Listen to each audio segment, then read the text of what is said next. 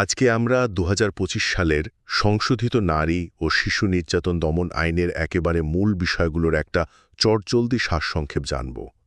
দেখুন, এই নতুন সংশোধনীটি আসলে পুরনো সব আইনি ফাঁকফোকর বন্ধ করে ভুক্তভোগীর অধিকার আর সরাসরি ক্ষতিপূরণ নিশ্চিত করার ক্ষেত্রে রীতিমতো একটা গেম চেঞ্জার। তো প্রথমত, এই আইনের নতুন কিছু অপরাধের একদম স্পষ্ট সংজ্ঞা দেওয়া হয়েছে। যেমন ধরুন, প্রথমবারের মতো ছেলে শিশুর উপর যৌন নির্যাতন বা বলাৎকারকে সরাসরি শাস্তির আওতায় আনা হয়েছে। আবার বিয়ের মিথ্যা প্রলোভন দেখিয়ে সম্পর্ক স্থাপন করলে এখন সর্বোচ্চ ৭ বছর পর্যন্ত জেলের বিধান রাখা হয়েছে। আর হ্যাঁ, ভুক্তভোগী শিশুর বয়স যদি ১৬ বছরের কম হয়, তাহলে তার সম্মতি থাকলেও সেটা সোজাসাপটা ধর্ষণ হিসেবেই গণ্য হবে। মানে বুঝতেই পারছেন, অপরাধীদের আইনি ফাঁক গলে বেরোনোর রাস্তা এবার একেবারেই বন্ধ, তাই না?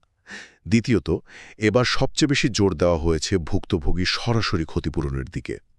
অ্যাসিড নিক্ষেপ বা দহনকারী পদার্থের মতো ভয়াবহ অপরাধে জরিমানার অঙ্কটা আগে ছিল মাত্র ১ লাখ টাকা, সেটা বাড়িয়ে এখন সর্বোচ্চ ২০ লাখ টাকা করা হয়েছে।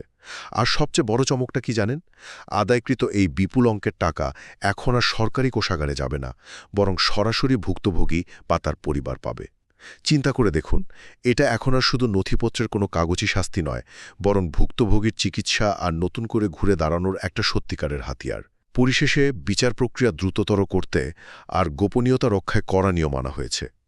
এখন থেকে যে কোনো মামলার তদন্ত বাধ্যতামূলকভাবে মাত্র ৩০ কার্যদিবসের মধ্যে শেষ করতে হবে। আর শিশু ধর্ষণের মতো স্পর্শকাতর মামলার বিচার স্পেশালাইজড ট্রাইব্যুনালে ৯০ দিনের মধ্যে শেষ করার ডেডলাইন দেওয়া হয়েছে। দেরি হলে কিন্তু তদন্ত কর্মকর্তাকেই জবাবদিহি করতে হবে।